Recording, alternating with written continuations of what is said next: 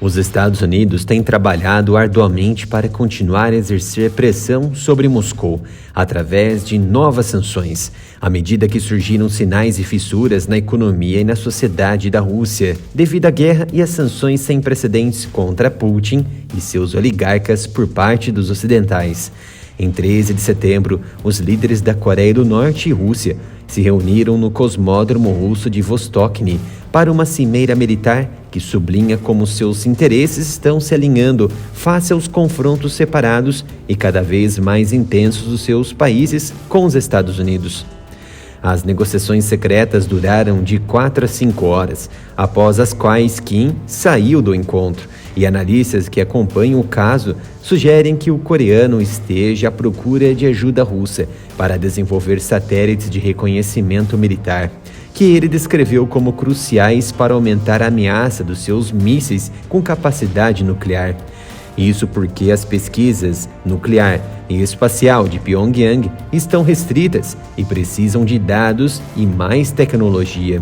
Putin provavelmente se concentrou em garantir mais suprimentos de artilharia norte-coreana e outras munições, enquanto tenta neutralizar a contraofensiva ucraniana, que está em seu processo final de ação. Tudo indica que terminará em outubro ou, no máximo, na primeira quinzena de novembro, onde o outono deixará o ambiente restrito. As principais mídias russas disseram que nada foi produzido deste encontro, mas é um fato questionável por se tratar de duas nações com centros de decisões contestáveis nesse atual momento. Isso se alimenta das possibilidades que Kim Jong-un poderia se beneficiar, como ajuda energética, alimentar e tecnologia avançada para satélites e submarinos com propulsão nuclear, que poderiam aumentar a ameaça representada pelos programas de mísseis balísticos e de armas nucleares da Coreia do Norte. Após este encontro moldado a segredos e poucos dados resultantes, na quinta-feira, a administração Biden anunciou a sua última parcela de sanções contra o Kremlin, que visa as elites russas que lucram com a guerra, bem como setores críticos para o esforço militar de Moscou.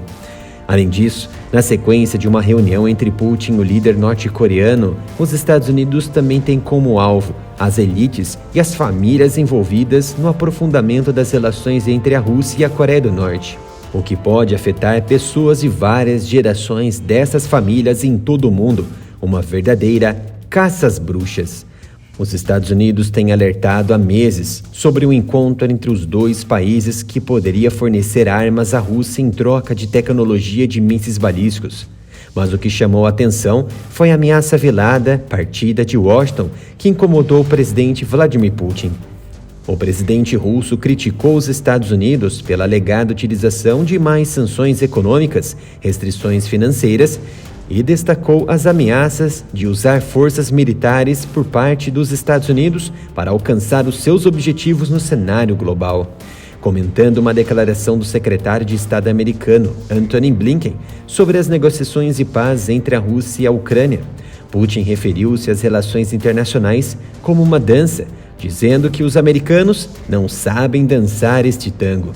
Para Putin, os Estados Unidos tentam resolver tudo a partir de uma posição de força militar ou com a ajuda de sanções econômicas ou restrições financeiras, com a ameaça de usar força militar ou simplesmente usando. Venha conferir as nossas novas camisetas na loja Ara Militar. Temos também canecas, botões, pôsteres e tudo mais por um preço justo. Acesse umapenca.com/aramilitar. Tire uma foto vestindo a camiseta ou com a caneca e botões, marque no Instagram o canal Ara Militar que iremos repostar. Expandindo a analogia da dança, Putin enfatizou a importância de a Ucrânia se lembrar do Ropak, uma dança folclórica tradicional ucraniana, aludindo à necessidade de a Ucrânia manter a sua independência de influências externas, como os próprios Estados Unidos declaram abertamente. Sabemos que as tensões na guerra pioraram e, para muitos analistas, a Ucrânia cruzou a linha de controle nos últimos dias após atacar um submarino e um navio de desembarque da frota do Mar Negro em Sevastopol, utilizando mísseis de fabricação britânica. Isso não foi muito bem aceito pelo alto escalão do Kremlin. Após um encontro entre Putin e Kim, os Estados Unidos divulgaram um comunicado que não hesitarão em impor mais sanções aos dois países se concluírem quaisquer novos acordos de armas, mesmo a principal mídia russa divulgando que nada foi produzido deste encontro. Claramente, Washington possui informações que nós não temos neste momento, e duvido muito que nada for acordado entre as partes, o que seria um sinal de desprezo com Pyongyang por parte de Moscou, e pelo fato de Putin estar desesperado por mais munições. A Rússia e a Coreia do Norte sinalizaram que as suas relações se estreitaram nos últimos meses. Em julho, por exemplo, o ministro da Defesa da Rússia, Sergei Shoigu, visitou a Coreia do Norte, a primeira vez que um chefe da defesa russo o fez desde 1991. Enquanto esteve lá, Shoigu reuniu-se com Kim para discutir a colaboração estratégica e tática. As tensões têm se intensificado entre Pyongyang e Washington devido ao programa nuclear da Coreia do Norte e ao aumento dos testes de mísseis.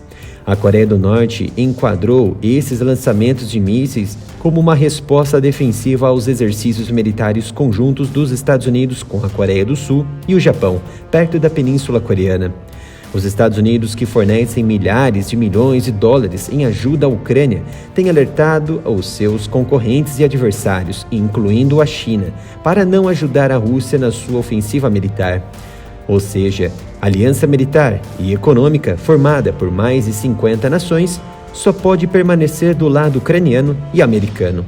Depois de não ter conseguido capturar a capital ucraniana nas primeiras semanas da invasão, a Rússia limitou os seus objetivos de guerra à ocupação de partes orientais do país, como Kherson, Zaporizhia, Donbas, incluindo Luhansk e Donetsk. A Ucrânia lançou uma contraofensiva no início deste ano, mas obteve apenas ganhos modestos contra as forças russas, ganhando 4 quilômetros por mês de terreno. Não perca nenhum vídeo aqui no Área Militar, continue expandindo seu conhecimento, se inscreva e ative o sino de notificação. E você pode receber diversas análises sobre geopolítica, defesa e tudo mais todos os dias em nosso grupo aqui no Telegram. Deixamos o link fixado aqui nos comentários.